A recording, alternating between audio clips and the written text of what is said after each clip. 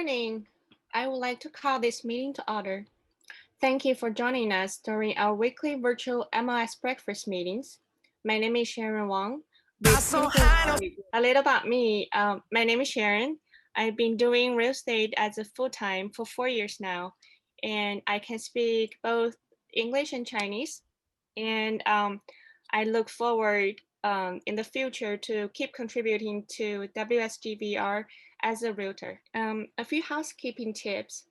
All participants will be muted upon entry to the MLS breakfast meeting. And should you have a question or a comment, please enter it into the chat box and I will read it during the question and our guest speaker will answer a portion of the meeting. Please remember to join us weekly as we will have our virtual MLS breakfast meetings every Thursday at 9 a.m.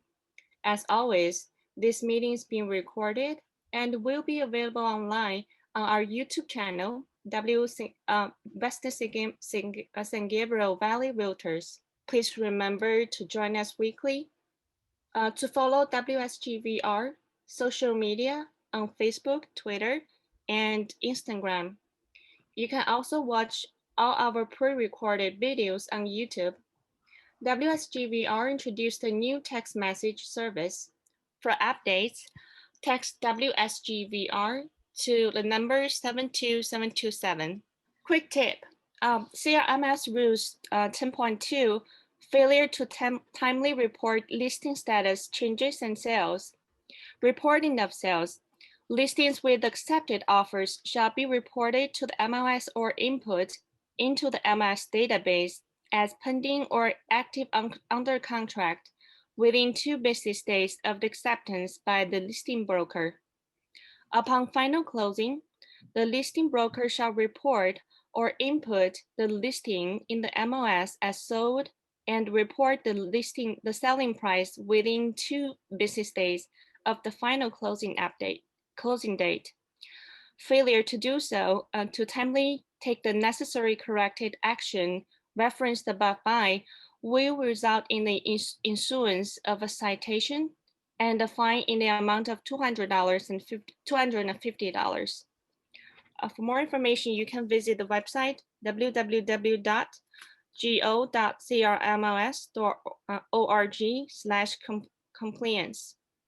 Today's agenda consists of our affiliate spotlight, Mark Wu with Allstate Insurance, followed by President's message delivered by our President Mindy Ye, and our guest speaker, Dave Walsh, 2021 President of California Association of Realtors. Just a reminder, to be eligible for today's raffle, you must be a WSGVR member and your name must be displayed to win. We will not accept any telephone numbers. All right, so today's affiliate spotlight will be brought to you by the affiliates committee, Chair Sage Gomez with my NHD, Vice Chair of Brandon Savransky with First American NHD. Mark, the floor is yours. Thank you, Sharon, and thank you for the privilege of participating and telling you a little bit about myself. If we could do the next slide. My name is Mark Wu, and I've been agency owner of Allstate for over 33 years. Whoa, I'm not sure what's happening with this slide, but that is my family that's up there. I am the proud father of 3 girls.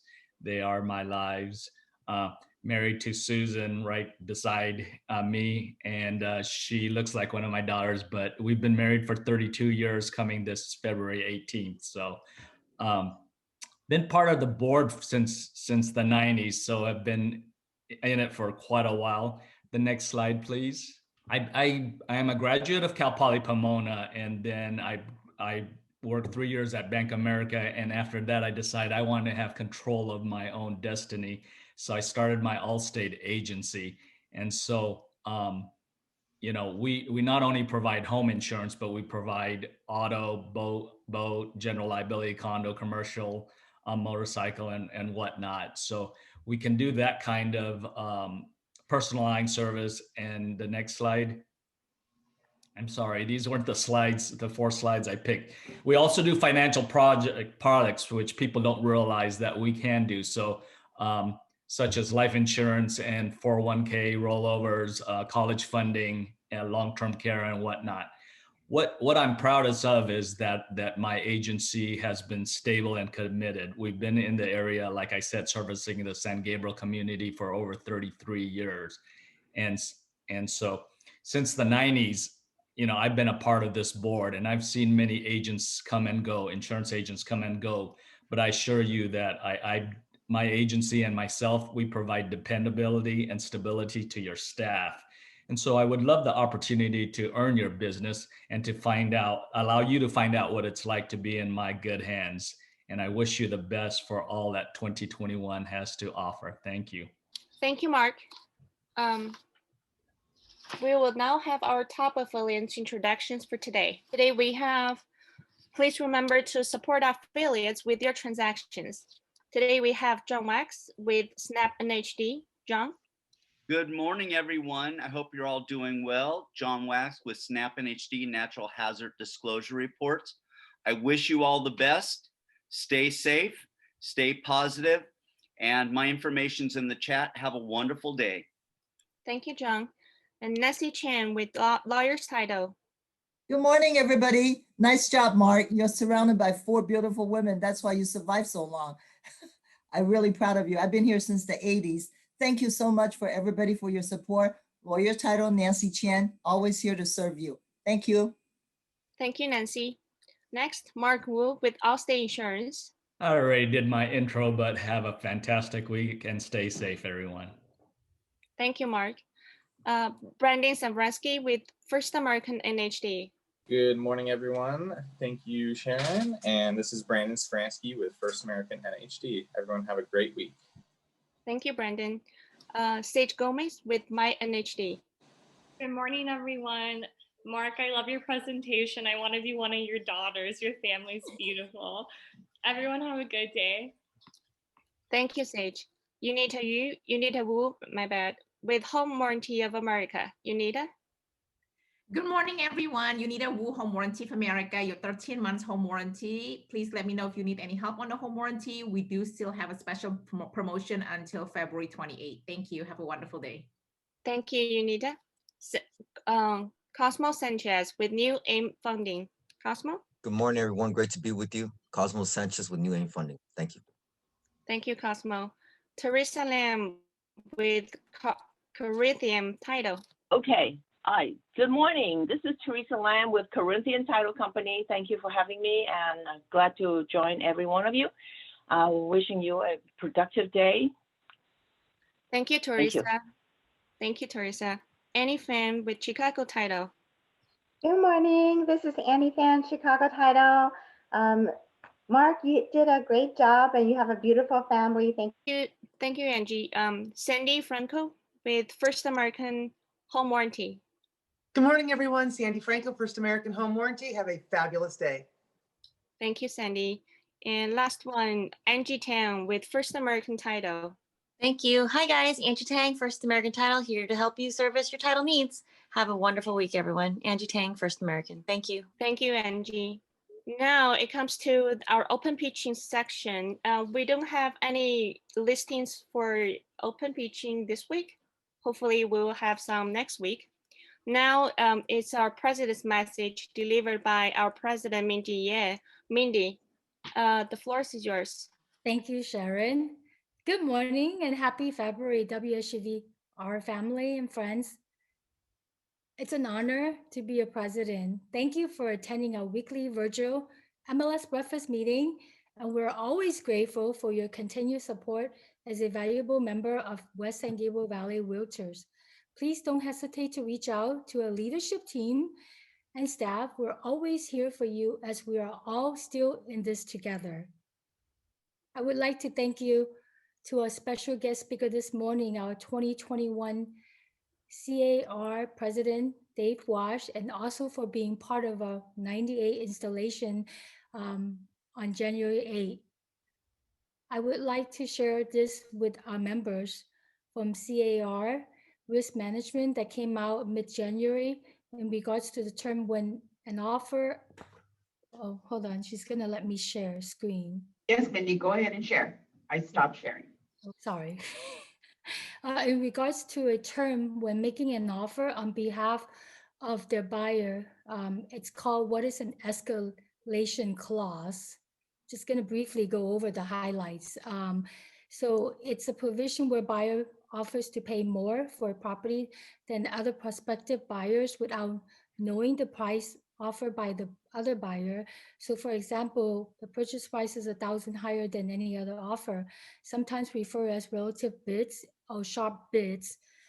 So when buyers looking to make their offer and to stand out when there's a multiple and competitive market environment, the buyer wants to make the highest offer by minimum amount necessary to beat out other offers. So generally, they create a binding contract, and the buyer and seller client should advise to seek legal advice. So I'm just going to go over the highlights, or you guys can see this, the pros and cons. Buyers exposed when another buyer makes an outrageous higher offer. The cons reviews a maximum price at which buyer is willing to buy. Seller might counter a maximum price or use it as leverage to get the highest offer. So the bottom line is including a floor minimum price. There's a multiple offer, including escalation costs. Unlike seller can just accept one of the offer with an escalation cost grade, a contract, it might be impossible to determine purchase price. So the main risk management concern here is the buyer should always be advised to speak with their own legal counsel prior to making an escalating cost. The broker might adopt a policy discouraging the use of escalation costs. Agents might not draft escalation costs to consult their attorney to draft the clause. So here's a website I can post later. And also, I just want to share a real quick update. The DRE is open again as of January 25th. You guys can reschedule your examinations, and then if your exam appointments was canceled, you can request for a refund. I'll share those information later. That's all the update I have, and thank you very much, Sharon. Take it away. Thank you, Mindy. At this time, I would like to introduce our guest speaker, Mr. Dave Walsh, 2021 President of California Association of Realtors. Dave Walsh serves as C.A.R. President. He is a strategic leader with broad-based business, financial, and operational expertise gained from over 40 years of residential real estate sales, management, and training experience.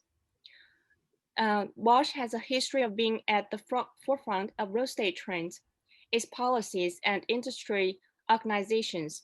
He served on the board of directors for both the Silicon Valley Association of Realtors and the Santa Clara County Association of Realtors, as well as the board of directors for San Francisco Bay Area-based Multiple Listing Service, MLS Listings Inc. In 2007, Walsh was awarded the prestigious Realtor of the Year award by the Santa Clara County Association of Realtors and was elected its president in 2008. Now we're gonna have Mr. Dave Walsh as our guest speaker, and his topic today will be getting through 2021 together. Mr. Dave Walsh, take it away. Lynn, can you unmute Mr. Dave Walsh? I think he's muted. There we go. I'm alive. Yay. Thank you, Sharon, Lynn, and Mindy for having me on the meeting today. And good morning, West San Gabriel Valley Realtors. And a hearty shout out to my friend and your AE, Albert Tran. Good morning, Albert. Hope you're doing well. Last Friday, Yahoo Finance ran an article titled, "Why Are So Many Americans Predicting a Housing Market Crash?" The article went on to say, in a survey by Lending Tree, 41% of respondents predicted that the housing market bubble will deflate during 2021, forcing home prices to fall, while an additional 26% said if it doesn't happen in 2021, it will happen in 2022. Only 13% of respondents said they did not see another housing market crash in the near future. The same day, Marketplace ran an article titled, "Are We in a Housing Bubble?" So what gives? Is 2021 going to be a bull run or a bust market? My crystal ball, although not perfect, says that this is much ado about nothing and our housing market is crazy on fire. That's a technical term, by the way. In fact, the California housing market remains one of the only bright spots for California's economy. And I'm not alone in my belief. Our weekly survey of realtors across the state showed more agents doing listing appointments, putting homes on the MLS, and entering escrow on new transactions this week than last week, a trend that has been present in most areas of the state since last June. In addition, the MLS data shows that January 2021 will end the month nearly 30% ahead of January 2020 levels, maintaining the momentum carried over from the end of the year and perhaps even gaining steam. There are some wild cards or storm clouds in the mix. COVID-19 still is with us, and anything can happen with this. The late fall and holiday surge in coronavirus cases finally seems to be abating. The number of new cases of COVID-19 in California has started to drop, with the 7-day average at its lowest level since early December, when the holiday surge was ramping up. This is significant because the 7-day average is the primary indicator the state focuses on when determining whether to tighten or loosen restrictions. Infection rates in LA County are down substantially from rates in early January. In fact, in my area, Santa Clara County, we have finally been moved into the purple tier, allowing us to return to outdoor dining once again, just in time for the rainy weather. Small businesses are still getting hammered with no easing on the horizon. A report just came out in the Mercury News that the Bay Area lost over 100,000 hotel and restaurant jobs last year, most of which may not return in the near future. I'm sure the travel and leisure sector of your market has suffered a similar result, but at an even greater rate since you have so much more tourism in Los Angeles than anywhere else in the state. There are now 24 million Americans still receiving unemployment right now, and many of them are right here in California. California's unemployment rate now stands at 9% after dropping to 8.1% in November. Unemployment figures show that people of color are disproportionately impacted by the unemployment numbers, with Latinos accounting for 17.6%, African Americans at 16.8%, and Asian Americans at 15% of the unemployed. International buyers are down to 1.8% of the sales in 2020, and investor buyers continue to shrink because there are concerns over the eviction moratoriums and the resulting SB 91 extension. And of course, there is a statewide shortage of available for sale inventory. January 2020 had 3 months of supply of unsold housing inventory, while January 2021 is coming in at 1.3 months of supply, an all-time record low for the state. But now let's talk about the good news of 2021. Interest rates dipped to 2.73% last week, after an improvement from the previous week of 2.77%. Unbelievable. Did you know that Freddie Mac said there were 14 different all-time lows set last year with respect to declining interest rates? That is how historically favorable interest rates are right now. The economy is bouncing back and bouncing back at a faster rate than many people expected. After a horrible second quarter in 2020, and after a strong third and fourth quarter recovery, it looks like the year is going to end up with only a 3.7% negative GDP. Retail sales are starting to return, but the bulk of them are still with online retailers as shutdown of brick and mortar stores continues. With consumer purchases making up over 70% of the GDP of the nation and a rise in any and all types of consumption forecasts, positive signs for a recovery, and many economists agree. NAR is reporting that in their 2021 real estate forecast, the consensus view of the growth of the GDP for 2021 is coming in right around 4%, right below Wells Fargo's prediction for 4.6% and just above Fannie Mae's prediction of 3.4%. Any way you look at it, economic optimism and confidence in the recovery of the economy abounds in 2021. Closed housing sales in the state have rebounded to their highest level in 15 months. And C.A.R. is now projecting that we'll have closed 411,000 homes last year when the final numbers are confirmed. Putting that number into perspective is the fact that early projections for closed sales, formulated shortly after the pandemic hit, was for less than 350,000 closed sales statewide in 2020. Our economists are projecting that we may hit 434,000 closed sales in 2021 if all the right conditions come to pass, making this our best year for closed sales since 2006. It was a great year to be a seller in 2020, with the average California seller pocketing a net gain of $210,000 last year, the highest average in 15 years. Adding to that optimistic picture, less than 3.5% of sellers had a net loss from their home sale in 2020, well below the long run average. The high ends of any marketplace tended to fare the best in 2020 because the buyers at these levels were the least impacted by the pandemic and the resulting economic hardships. Their higher wages and personal wealth in their stock portfolios, coupled with the incredibly low interest rates, allowed many high-end buyers to purchase their perfect shelter-in-place dream home. We saw the highest level of demand in the resort and second home markets, causing many of these communities to experience 26% plus in appreciation year over year. These trends appear to be continuing as we start the year off with 33% more pending sales in many communities in the state than they had in their previous January 2020. As a side note, the share of first-time home buyers reached the highest level in 10 years in 2020, with nearly 2 of 5 homes being sold to buyers who purchased for the first time. The bottom line is that if all these trends continue, 2021 will end up being one of the best years ever for many realtors in the state. Let me wrap up this portion of my presentation with a couple of key takeaways. First, the economy is bouncing back, but the recovery will take some time. There is still a lot of healing left to do, and many Californians are still hurting. The coronavirus is still the wild card. Lots of uncertainty remains, even with the vaccine starting to finally roll out. Sales will continue to improve as long as rates continue to fuel the demand.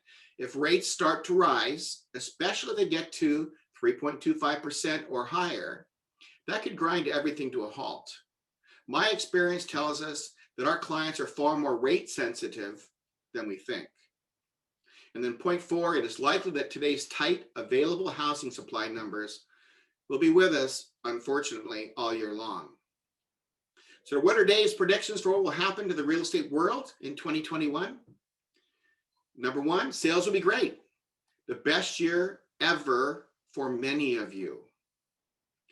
Zillow and Co.STAR will continue to grow and prosper at the expense of realtors.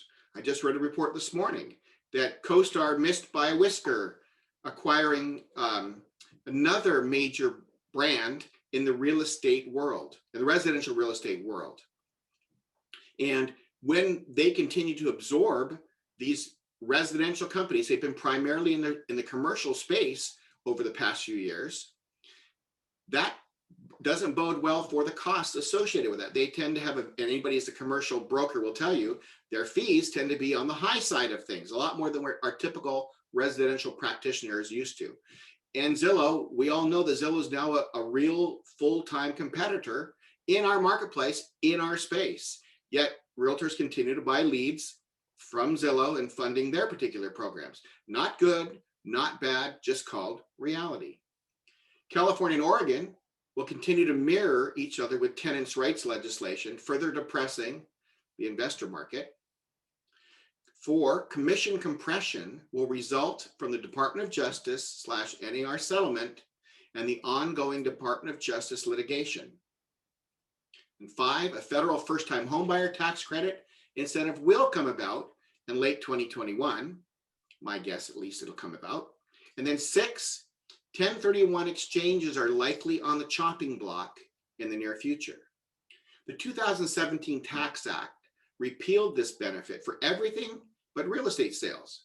So look for this to be considered low-hanging fruit in the next administration as they look for ways to fund programs that will benefit a wider array of taxpayers. This will likely not be retroactive, so you may want to talk to your clients about the importance of taking advantage of this wonderful tool before and if it goes away. The state and local tax, what we call our SALT tax. The state and local tax cap repeal will not happen because Congress will be focusing on more important issues like expanding homeownership opportunities for historically disadvantaged individuals. And then my last point, the marriage tax penalty, both in capital gains and the SALT tax caps, will be adjusted to have more parity. Again, these are just my predictions. They're not necessarily grounded in reality. It's just the stuff that I read a lot about and I believe will come to happen. So my free advice, because I always get to give free advice to agents for 2021. Yes, things have turned out better for many of the realtors in this state than we thought they would have in 2020. But you must still earn the business in 2021. Knowing and articulate your value proposition will be imperative in the 2021 market. Make learning, understanding, and communicating this your priority for this year. Expect more change. We learned from 2020 that things can change on a dime. Be prepared to adapt. We know that we're not done yet with this whole coronavirus and this whole pandemic, but we also know that things can change on a dime. So be prepared to adapt. 4, do not become complacent. Just because many of you earned a lot of money in 2020 through the crazy pandemic, don't stop doing what made you relevant to your clients. You learned to connect with people at their most personal level. It was not about selling them a house. It was not about earning a commission. It was about, are they okay? Is their family okay? And is there anything you can do to help them get through this crazy times? Hopefully you learned that you must build a relationship-based business.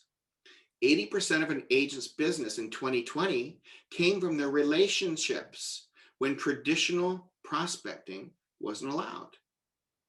Your competition, my last point of this, your competition will be intense. The major portals spend $16 billion a year to attract your clients to discuss their real estate needs. Why are you assuming that your clients will remain loyal to you? You need to work your CRM, whatever product that is. If you don't have a CRM, you need to think about this because these companies are getting more and more sophisticated. You've seen their commercials, you've heard them on the radio. They are getting very good at pretending to be the source for all real estate information. Your clients are seeing that and responding to those ads. Those portals are not your friend. You need to get really good at retaining your clients as being your clients. For the second part of my presentation, and before we get to questions, let me do some announcements for C.A.R. Let's start with COVID-19 real estate guidelines to hopefully clarify any open house confusion that may be out there. Under the Departments of Public Health and Cal OSHA's industry guidance for real estate transactions, realtors must not hold traditional open houses or showings that are open to the general public on a walk-in or walk-up basis. This instruction is interpreted to mean that appointments need to be made in advance and not at the location of the showing. In other words, you can't pretend that you're not an open house in the traditional sense just because you're having strangers make an appointment outside before you walk them through the home. Realtors should always use an appointment or digital sign-in process to control the number of people at the house and follow all guidelines for cleaning the home between showings. Remember, the guidance still says showings should be done virtually whenever possible. And then only one listing agent and one buying party including the buyer's agent, may be in the dwelling at the same time. President Biden has unveiled a $1.9 trillion COVID-19 relief plan called the American Rescue Plan. The package includes $1,400 direct relief checks to supplement the $600 checks issued in the CARES Act too. It would also, among other things, increase the per week federal unemployment benefits to $400 and extend it through September, and extend eviction and foreclosure moratoriums through September as well. This week, Biden met with a group of GOP senators about the package. Republicans countered with a plan that was 1/3 the size of what the Dems proposed and included more limited direct relief targeted to the neediest individuals of $1,000 instead of the Dems' $1,400, and starts phasing out the payments for those who make over $40,000 per year, in contrast with the $75,000 per year in the president's proposal. The GOP plan also proposes an extension of the unemployment benefits through June instead of September under Biden's plan. Back to the state, Governor Newsom signed a bill, SB 91, you're all familiar with, to extend the eviction moratorium through June 30th and provide protection for tenants who pay at least 25% of their rent. The bill also provides $2.6 billion in federal funds for rent subsidies that will help pay most past due rent by low-income tenants dating back to last April. It also provides financial assistance to housing providers, our landlords, of up to 80% of the unpaid rent if they forgive the remaining 20% as called for through federal COVID relief legislation signed into law in December. You may have already seen the station promoting this, but I'm excited to tell you that C.A.R. is the presenting sponsor of a new documentary that will air this Saturday night on KABC here in Los Angeles. As a part of our 2021 consumer advertising campaign, we've partnered with ABC to sponsor California Dreaming, the documentary which explores the state of the state, the significant challenges associated with wildfires, extreme weather, earthquakes, and the rising cost of living, but also covering all that is good about living and working in California. You'll see me, yours truly, introducing the documentary and closing out the show. Watch for this Saturday, February 6th, and next Saturday, February 13th at 9 p.m. It also airs on ABC stations in San Francisco and Fresno. So if you have friends and family in those areas, tell them to watch as well. Well, I'm giving shameless plugs. Last month, C.A.R. launched this new Glide member benefit that allows realtors to create and complete transactions.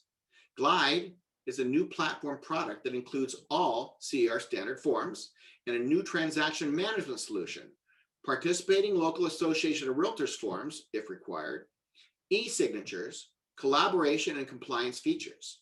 Access Glide from Realtor Secure Transaction on the C.A.R. website using your CAR.org login credentials. Members can also access both via a link on the CAR.org homepage. Both C.A.R. and Glide are offering webinars and training. Just look for Glide under the Transaction Center tab on CAR.org. And last but not least, last week, C.A.R. brought back its popular Boost Your Biz newsletter after being put on the back burner due to the pandemic. We're bringing back this monthly member benefit because it provides you with actionable tips from industry pros on marketing, tech skills, and new routes to making more leads. Ideas that can really help you be successful in this new business reality. Real estate is constantly evolving, and we want to provide you with the how-tos on utilizing the most advanced business strategies. Look for it in your inbox on the last Tuesday of each month. All that being said, I'm sure you must have some questions you'd like to have, you might have for me. So I'm open to any questions that may have come in. Yes, Mr. Walsh. We do have a few questions. The first one, I got a private message from Dow Elderman, so I reposted in the chat box. She was asking, since the predicted national GDP in 2021 is 4%, from 4% to 7%, will the mortgage interest will be lower compared to 2020? Well, that's the wild card, right? So in theory, no. The theory is if the GDP continues to expand and the economy gets healthy, that'll drag interest rates up with it. But your favorite affiliate lenders have a lot more information on this subject than I do. I will tell you that from what I've read, I get both sides of that answer, right? So I hear that interest rates are their own entity, and there's so many factors that are going into the economic recovery that the 4% to 7% GDP growth could be just a stimulus. In other words, I've also read that by 2022, 2023, we may be going back down to 2% GDP. So if that's the case, and again, you can read reports all over the place right now on predictions for the future as the economy recovers. But my suspicion is that what I've read is that interest rates are going to stay low for the foreseeable future. But again, let me emphasize, talk to your favorite affiliate lender. These people know this side of the world much better than I do. I just read a lot of reports. And the next question is from Giuseppe Veneziano. He was asking, third parties keep grabbing and buying other third-party real estate companies. Maybe C.A.R. should start doing the same? Just a thought. Well, that's a very interesting concept, and I understand the spirit behind it. C.A.R. is a trade organization, right? So we are our sole goal is to create profitability in a world of that benefits the realtor organization, right? So we have affiliates, we have realtors, and our goal is to figure out ways to make you more profitable. Some of these issues on acquiring companies, let me back up. Let me put it this way. We have 211,000 realtors. None of them agree on anything.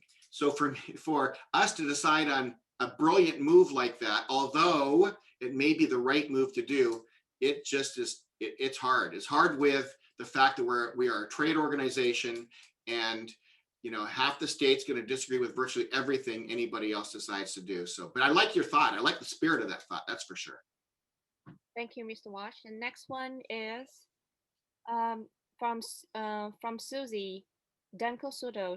She was asking, Mr. President Walsh, as you mentioned, the extreme low inventory. As realtors and realtor association in a housing crisis, home shortage, lack of inventory, should we be supporting our housing or receding support? What is C.A.R.'s position on supporting developers willing to build housing in a crisis? Well, I think Susie's basically saying is, in her position, and I agree with her position 100%, that the only solution to get us back on track for affordability, and I emphasize the word, I understand that in the reality of multi-million-dollar median sales prices in some of the communities that I happen to work in, affordability left a long time ago. But creating more supply is the only answer to tempering some of these rapidly escalating prices. You all know, and you've heard probably me as well as other people talk about what's called an affordability index. The affordability index of the state continues to decline. We were sitting at, not that long ago, we were sitting at 37%, which means that 37% of the people in the state can afford to buy the median sales price statewide. Now that's a very diverse number. I mean, it actually is made up of like 52% up in the far northwest of California, down to 13 to 14% in the San Francisco Bay Area region and San Mateo County, et cetera. But the average was in the 30s. That's projected to drop to 29% statewide for 2021.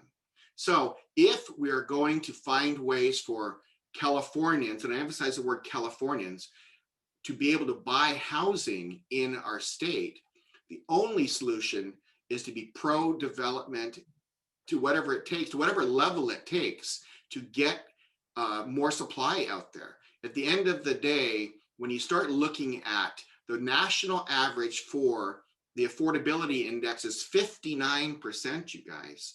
California now sitting at 29%, if we get to that number in 2021, is clearly going the wrong direction. We must temper the costs of housing and improve the overall production of housing in the state. I met with the governor. What is today? Today is Thursday. I met with the governor on, I think it was Monday.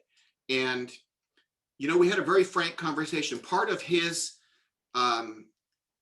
election campaign, if you remember back, and I'm sure you all remember, that he was planning on bringing 3.5 million new housing units over the next 10 years to California. Okay, you know, we come nowhere near that. I think last year's numbers are going to end up right about 119,000 starts, right?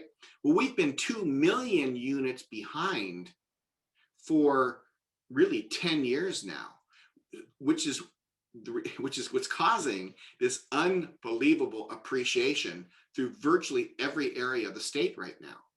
I don't care what community you were in California last year, you had a healthy rate of appreciation. And again, as a homeowner, as property owner, I love the fact that my portfolio is growing.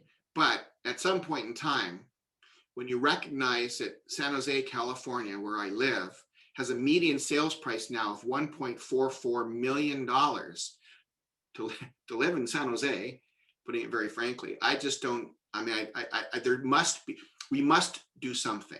And the only answer is to be more generous with the development of housing in the state. And I know that's a long answer, and I hope I answered your question, Susie. Thank you, Mr. Walsh. As we are talking about the lack of affordability for housing, I'm going to raise Mario Mezzanina's question. She was asking, is that why some are moving out of the state because of the lack of the affordability for housing?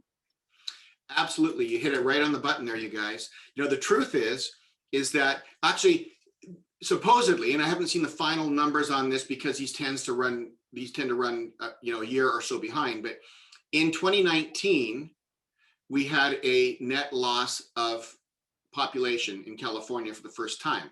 In 2020, that number is supposed to have grown slightly. Now, the numbers I'm hearing is like 135,000 people. I mean, when you think about the grand population of being 40 million in California, you know, what does it matter when we lose 135,000 people? Well, in the grand scheme of things, the answer is who's leaving. And the stats that I'm seeing, the exodus is the 29 to 44-year-olds. Our next generation of intelligence, of growth, of family members. I mean, they're leaving because they can't find housing in California near employment centers that they want to work at, right? So what if you track any of the trends, the people in the Bay Area are going to Sacramento, Modesto, the Central Valley. People in LA are moving out towards Riverside, out to the less expensive communities, Bakersfield, et cetera, that are outside of LA County. And those people that are in those counties are moving to other states. The exodus to Texas, the exodus to Oregon, the exodus to Nevada is, you know, causing people that are our next generation of talent to resettle in other states, because it is important for them, especially if they have now started a family, to have housing, right? So we must figure out how to get affordable housing of some type, whether it's workforce housing, affordable housing, of any level, by the way, even if it's affordable rental housing.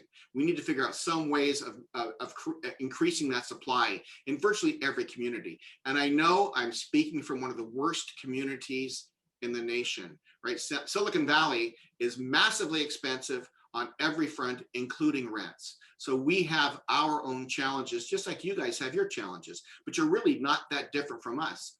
The cost of living, the cost of housing in your community is every bit as expensive as anywhere else in the state. Thank you, Mr. Walsh. There's a lot of questions regarding the eviction moratorium and about the tenants not paying the rent on time. And one of the questions from Rita Choi is that all landlords are suffering loss of rents. Any plan for C.A.R helping and fighting for landlords?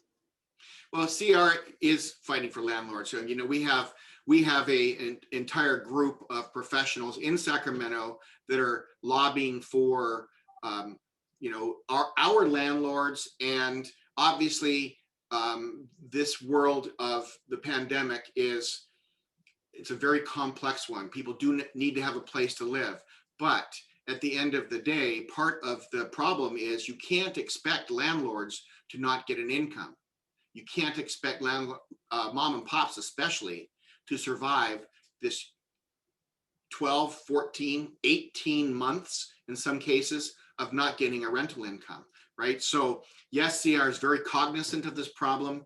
We speak about it virtually every day with anybody who listens to us in Sacramento, but getting someone that's really willing to do something about this and formulate relief for landlords has been a long time coming. The new program that just got signed into law, what I think was $2.6 billion of revenues that are in theory supposed to go to make or pay back some of this lost rent to the landlords. But there's catches to that. I mean, I've read some of the fine print. I'm by no stretch of the imagination an expert on this new bill that just got signed into law. But, you know, there's some catches to this. In fact, C.A.R just posted a Q&A on Senate Bill 91. I encourage you to all, especially any of you that are landlords or working with representing landlords, go online, download that Q&A. It's like 23 pages long. I hate to say it, there's a lot of reading to that, but there's a lot of questions that'll get answered simply by reading that through. Thank you, Mr. Walsh. Last question. Did my greed help cause the tenant activism we're experiencing? I'm sorry, I didn't catch that, Sharon. It's from Jim Vega. I think he's asking, did my GREED, GREED, is that a program, help cause the tenants activism we're experiencing? I don't know. Sharon, I think that was just a statement. Oh, okay. Yeah, sorry about that.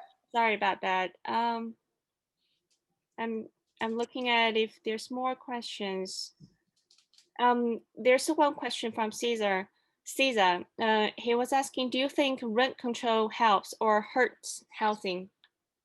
I think rent control absolutely hurts housing. I think that in our state, you know, we have numerous studies. There's a big study done out of Stanford that showed how rent control has had disaster effects in many cities across the nation that have had extensive long-term rent control. And the only, again, I say back to the beginning, I understand the need to keep rents affordable. I believe that there is a market force that impacts rents. I'm a landlord. I have rentals up in San Jose, up in Campbell, California. And guess what? When my units go vacant, if I'm not on the market or slightly below the market, they don't get re-rented. And I know that in San Francisco right now, rents have dropped 24%. In right around Apple Campus up in Cupertino, where I live, those rents have also dropped 24 to 26%. Right? Those are market forces. Those are natural market forces at work. When people don't want to pay that kind of rent, they will shop around till they get a lower rent. And that forces landlords to adjust to whatever the market will bear. Now, rent control artificially sets those types of parameters. And good and bad, there are people that can take advantage of rent control. An example of that clearly could be in one of my units, I had 3 tech engineers, 3 high tech, they all worked for Tesla. They were making a ton of money, right? And quite frankly, they probably could have qualified under some kind of rent control program, although my particular units aren't in a rent control area of my county. But the truth is that really, so they're now in a rental being protected because at a time when, quite frankly, their salaries were sky high, right? I understand rent control needs to be in certain communities, but I think the end result is if it's not applied correctly, it can be abused, and it's being abused in several communities of the state as people have been locked into these wonderfully below market rents, and they're the last people that need to have that kind of benefit. The people that need the benefit don't get it. There is no means testing for rent control, and that's the problem. I know that's another long answer. Thank you, Mr. Walsh. My apologize. There's another question, author Shu, because there's so many questions. I might skip her question. She was asking regarding the Proposition 19. Can you please talk something about it? Proposition 19 is going to be effective on the 16th of this month. Some say it is not favorable to the homeowners. Your comment, please. Okay, so you're talking about the intergenerational transfer aspect of Proposition 19, because there's two parts of Proposition 19, the part property tax portability issue for seniors, then the other is intergenerational transfer that takes effect February 16th. So, you know what, this is a very complex subject. We could do an entire meeting on this. There are people that are obviously pro and con on both sides of this equation. But let me explain it this way. First of all, again, there are abusers of this particular program and have been all the way along. By abusers, I mean that people that, as you probably saw in the LA Times article, the Bridges brothers that own their father's inherited property on the beach in Malibu, that are renting it out for $25,000 a month or whatever unbelievable number they're getting for rent, and paying only $10,000 or $15,000 of property taxes a year because they inherited that property a long time ago. They don't live in that property, they just own it. In fact, quite frankly, there's numerous examples up and down the state of abusers of the inheritance tax program.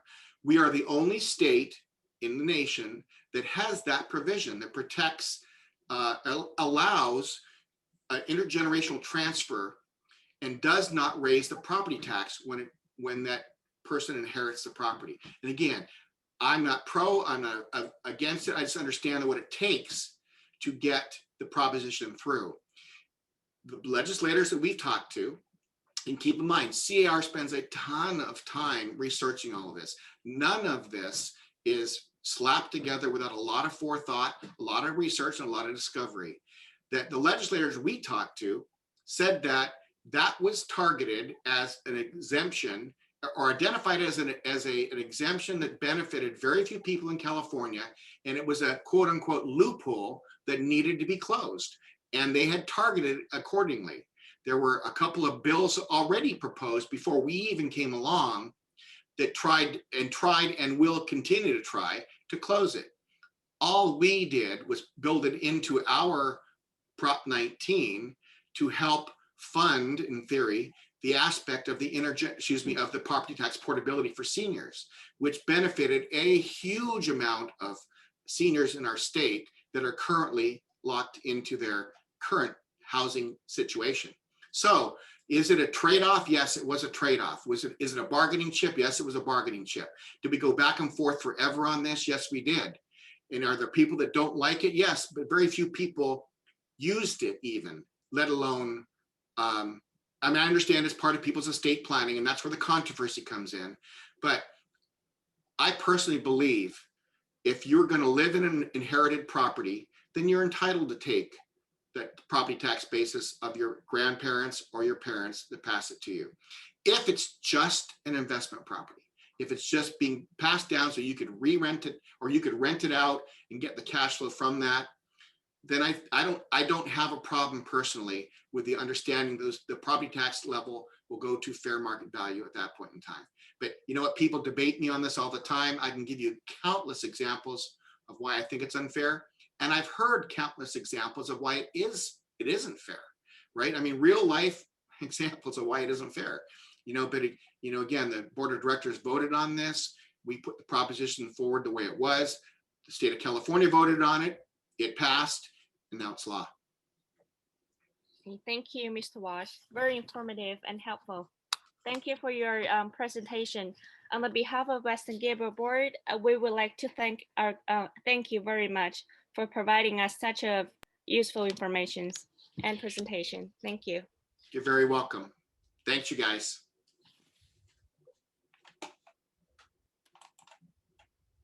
Now it comes to our attendance drawing. Just a reminder, to win the prize, you have to be a West San Gabriel board member only, and you have to you have to type your member name, DRU name, and email in the chat box if you win. The win is we're gonna have three winners, and it's gonna be joined by Albert Tran. Albert, are you ready?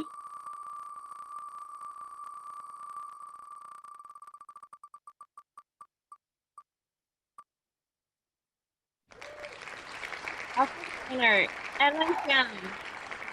Ellen Young. Ellen? Ellen's here. Ellen, please type in yes. You're here in your email address, please.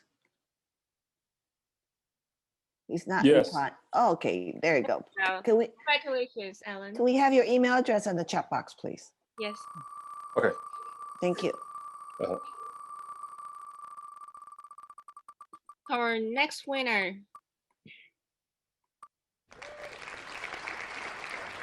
Gary Yu.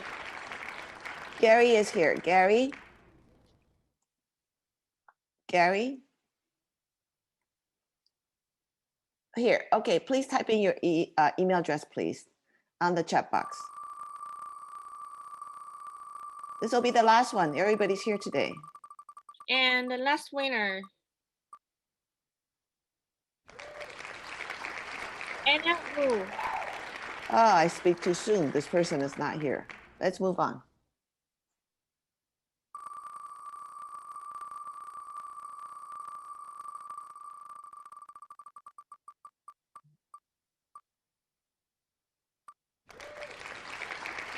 Hubert King. Oh, Hubert, you're here today. Could you please acknowledge yourself, please? I'm here. Okay, please give us our email address. Thank you. Okay.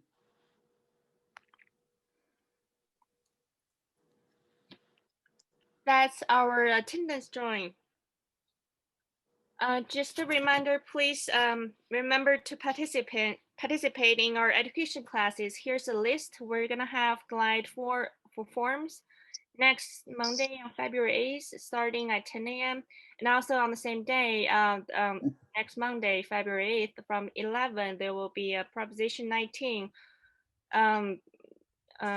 information classes. And also there's a commercial webinar for next Tuesday on February 9th from 12 to 1 p.m. Next. And thank you everyone for joining our meeting today. Please remember to join us next week as we will have Kelly Kachim, country manager from Moneycorp. Her topic will be currency exchange and international transfers for your foreign buyers and sellers. Please remember to support our affiliates in your transactions. And now we're gonna have our Chinese Lunar New Year celebration on February 18th at 9 a.m. Please join us next Thursday on February 18th at 9 a.m. everyone. Happy Chinese New Year. And now this meeting is adjourned.